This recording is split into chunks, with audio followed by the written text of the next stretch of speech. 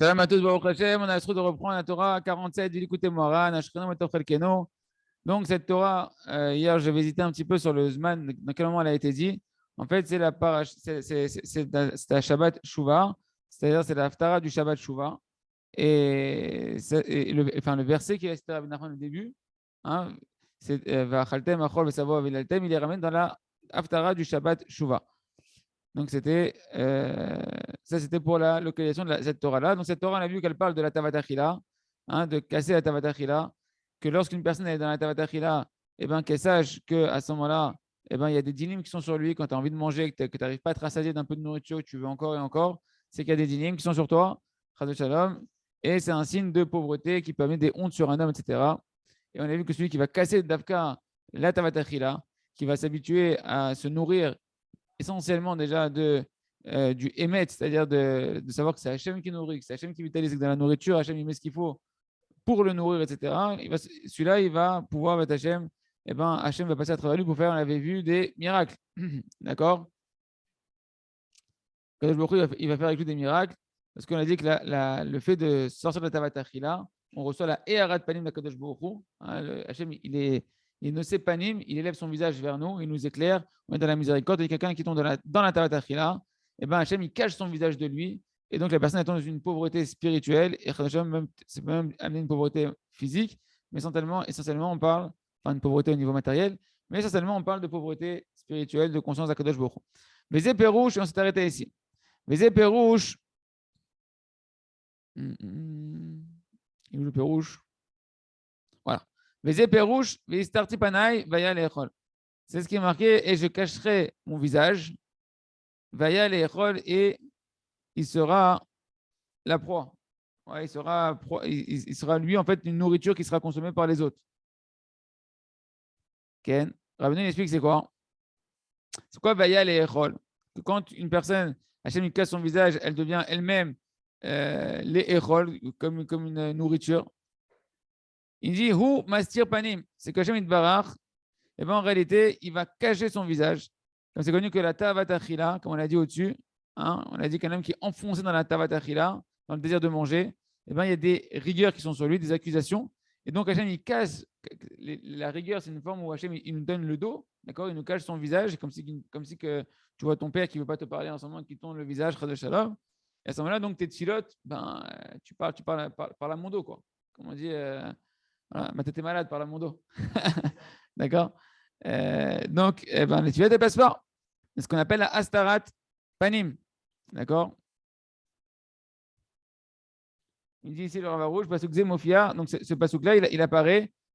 Il va cacher son visage. Ça apparaît dans la paracha Vayeler. Ouais. Et donc, le verset qu'on avait vu tout au début de la Torah, Va'achaltem achol v'savo avilaltem, et ben c'est la Haftara de la paracha de Vayeler, lorsqu'on lit la paracha de Vayeler toute seule, à Shabbat Shuvah. D'accord. Et en fait, tu comprends que le début du verset, c'est le tikkun de ce verset-là qui est dans la paracha de Vayeler. Ici, c'est quand Hachem il cache son visage parce que tu es dans la Tavatachila. Mais par contre, on avait vu au contraire que quand tu vas savoir casser la Tavatachila, Hachem, il dévoile son visage. Et là, c'est dans la miséricorde de Kadosh Baruch Hu. Donc, Ve'arat Panim. Donc, si le contraire, quand tu es dans la Tavatachila, Hachem il cache son visage, tu tombes dans une pauvreté spirituelle, etc. Par contre, quand tu casses la Tavatachila, quand tu casses le désir de manger, alors Hachem il t'éclaire de son visage, Ve'arat Panim. Mais cette lumière qui vient du visage d'Akadosh Baruch Hu, ou à l'idée de Tikkun Ve'emet. C'est par d'où elle vient cette lumière du visage d'Akadosh Baruch Hu. On avait déjà vu ça dans une Torah précédente. C'est dans les Tikkunim, il y a 13 Tikkunim. Il y a 13 midot de Rachamim. On les appelle des midot ou des Tikkunim. Il y a 13 attributs de miséricorde d'Akadosh Baruch Hu. 13 attributs. Hein? Quand on dit justement qu'on fait les Tachanonim, on dit qu'Hachem il est Kel, Rachum, Vechanoun, Erchapaim, Vrav Chesed, Vehemet. C'est que des appellations de miséricorde. Et le septième de ces appellations, de ces attributs de miséricorde d'Akadosh Baruch Hu, c'est Vehemet. C'est la vérité. D'accord, Akadosh Baruch Hu, il est Emet. Et bien, c'est de cette lumière-là de la miséricorde d'Hachem qu'on appelle le Emet, ouais, de cette qualité d'Akadosh Baruch Hu qu'on appelle le Emet dans sa miséricorde, que de là vient la lumière du visage d'Akadosh Baruch Hu, cette miséricorde qui amène la Hashirut et qui amène tout ce qu'on est en train de voir ici. Ok. Et donc, plus en réalité, une personne, parce que pourquoi on apprend les midot d'Akadosh Baruch Hu, pourquoi on apprend qu'Akadosh Baruch Hu, il est bon, miséricordieux, etc. Hein, comme il dit dans le Sefer, Tomer Devorah, hein, dans ce Tomer Devorah, où là-bas, il nous donne toute l'importance d'apprendre ces méthodes-là pour que nous, on soit à l'image d'Akadosh Baruch Hu. Comme Hachem, il est bon, on doit être bon. Comme Hachem, il est miséricordieux, on doit être miséricordieux. Et comme Hachem, il est vrai, on doit être vrai. D'accord. Et donc, plus une personne va être dans la tribu de Emet, qui va être dans la qualité du Emet de la vérité, et bien plus en réalité, il va attirer sur lui cette lumière du visage d'Akadosh Baruch Hu. D'accord. Rappelez-vous qu'on avait vu qu'une personne qui est dans la Tavat Achila, ça montre qu'il est dans le Sheker. Hein, vous vous rappelez, on avait vu ça hier, que la Tavat Achila, c'est un signe que tu n'es pas dans la vérité. Et bien, plus une personne va être dans la vérité, donc plus elle va sortir de la Tavat Achila, plus elle va recevoir cette lumière de la Eharat Panim de l'Hachem, qui cette lumière-là, elle provient en réalité du Emet d'Akadosh Baruch Hu dans les 13 attributs de miséricorde d'Akadosh Baruch Hu. Ken, ça va, c'est clair?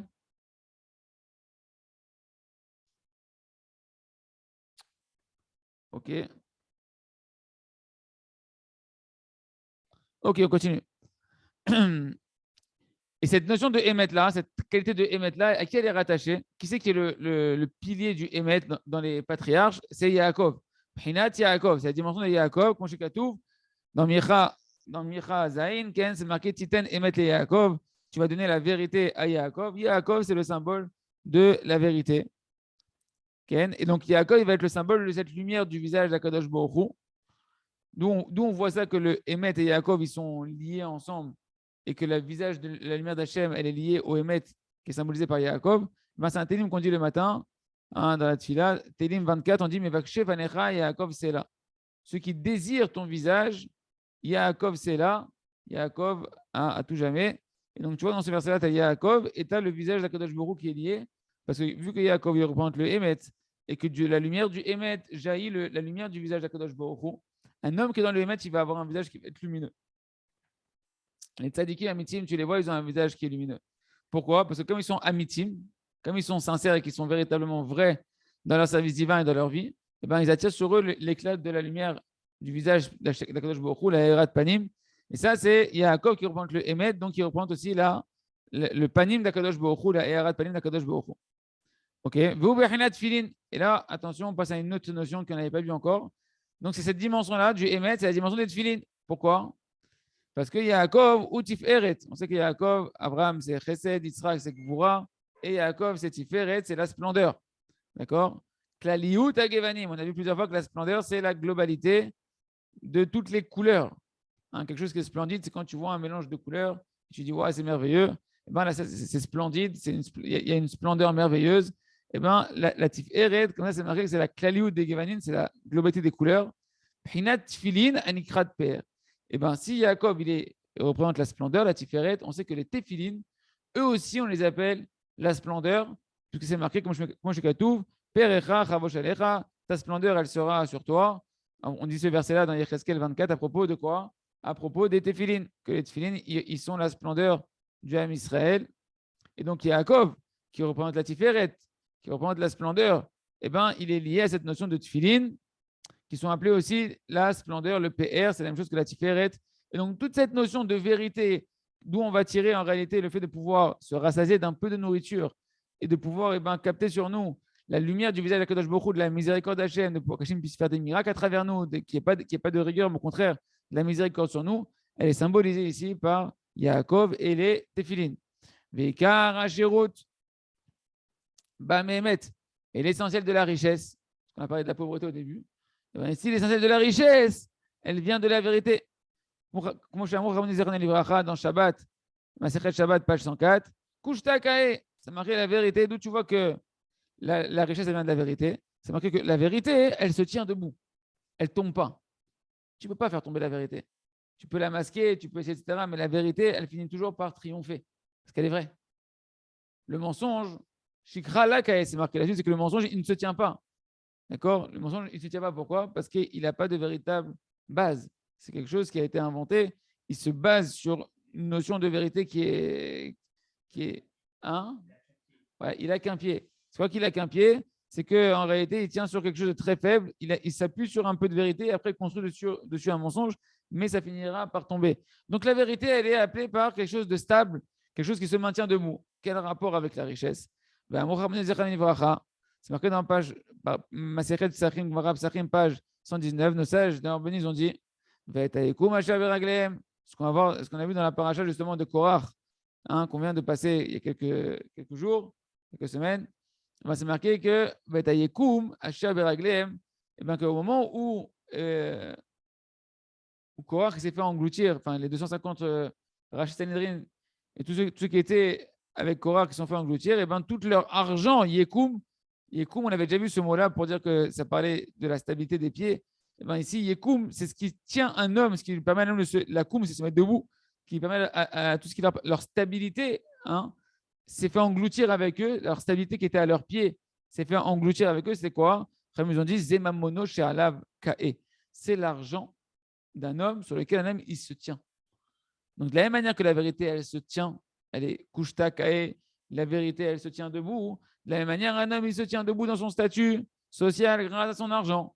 Donc, tu vois que la notion de stabilité qui est liée à la vérité, que la vérité, elle est stable et elle se tient debout, elle est liée à la notion de l'argent, nous dit Rabbi Nachman de Breslev, qui permet à un homme d'être stable et d'être debout.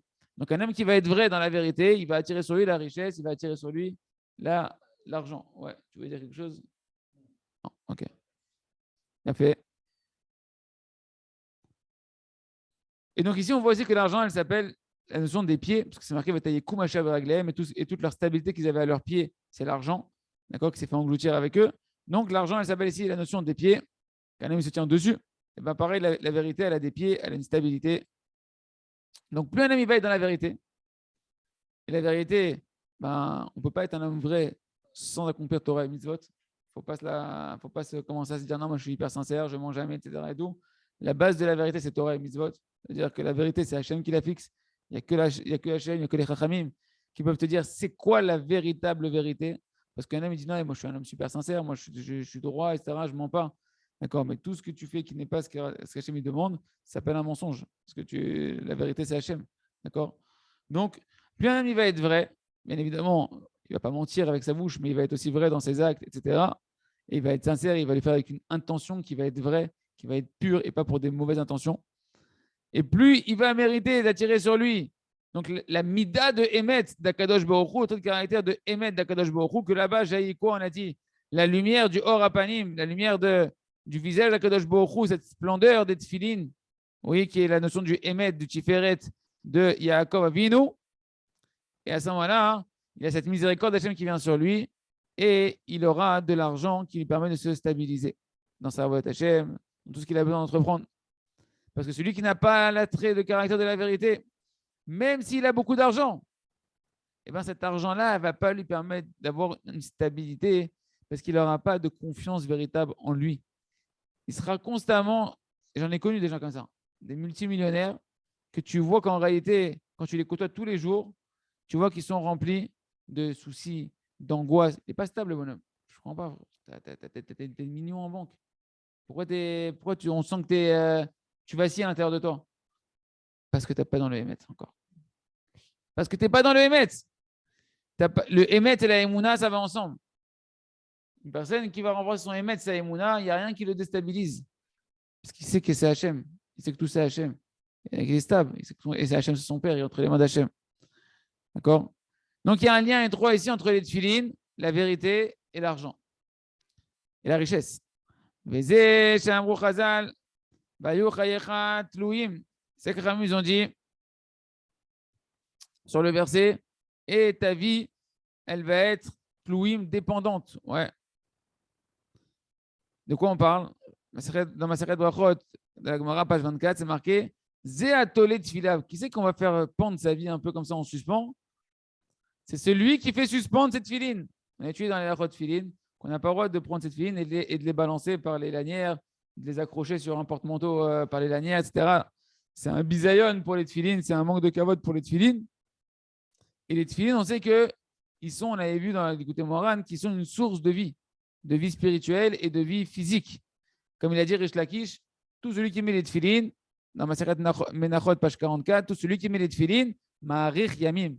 on lui allonge ses jours. Donc les tefilines, ils sont la dimension de la vie, de la vitalité. Ils te connectent à Hachem. Les tefilines, c'est des lanières avec lesquelles symboliquement tu vas t'attacher à Kadosh Baruch Hu dans tes pensées, tu vas t'attacher à Hachem dans ton cœur, tu t'attaches à la vie, tu t'attaches à la source de la vie qui est l'attachement à Kadosh Baruch Hu.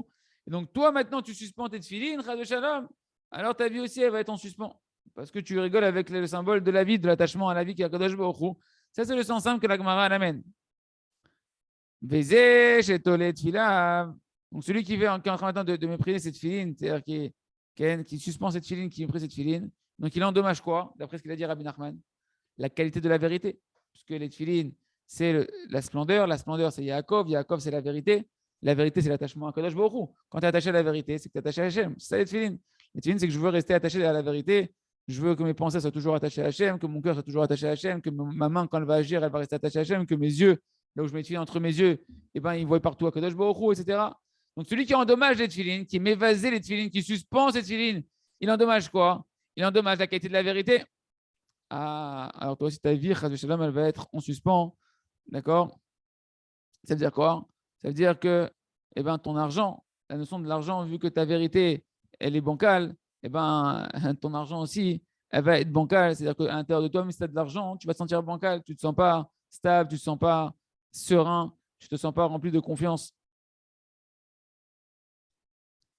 Gamamro, ze akone dvoa minashuk.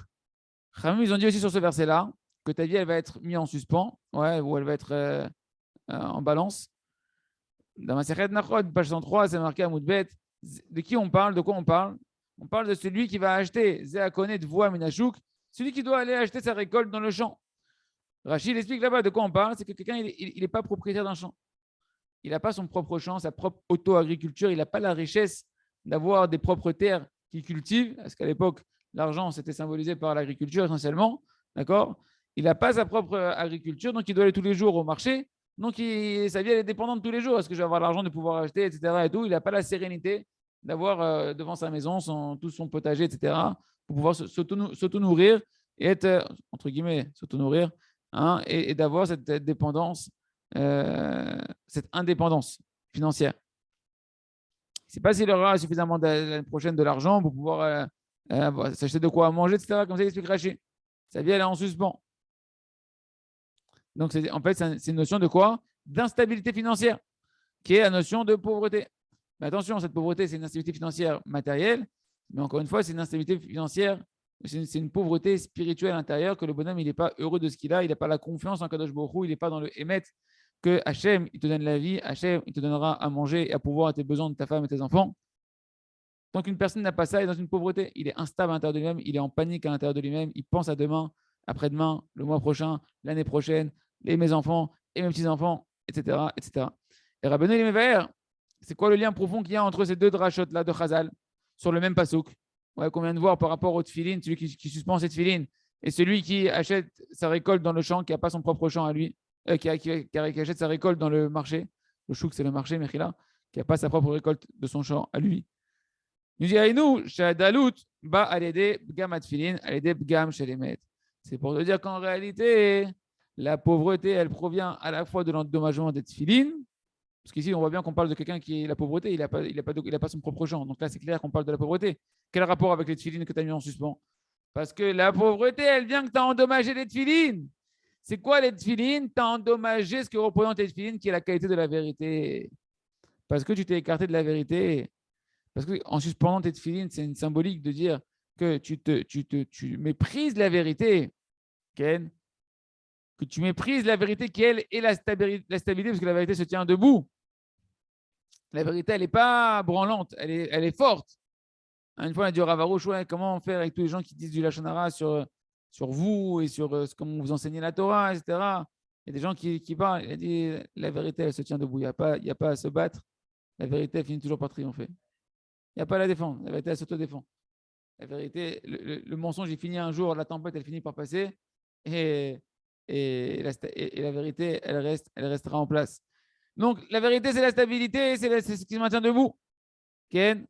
Et l'argent, on l'a dit aussi, c'est ce qui maintient l'homme debout. Ah, tant dommage, la vérité. Alors, la personne, elle tombe dans la pauvreté. Et on sait qu'un pauvre, il est considéré comme un mort. Et un mort, il ne peut plus tenir debout, il ne peut plus tenir sur ses pieds. Un mort, il est allongé par terre. Et donc, c'est pareil, la vérité, la richesse vient de la vérité. Si tu endommages, si tu endommages pas la vérité et que tu respectes tes tefilines, tu ne mets pas tes tefilines en suspens, tu ne les suspends pas tes tefilines comme ça, etc. Donc, tu gardes la vérité fortement dans ta vie. Alors, à ce moment-là, tu n'en viendras pas à devoir aller au chouk pour avoir ta récolte, au marché pour avoir tes fruits et tes légumes. Tu auras la richesse d'avoir ton propre champ, etc. Ça, c'est le lien entre les deux mémoires de la Gemara par rapport à ce que ta vie, elle est en suspens.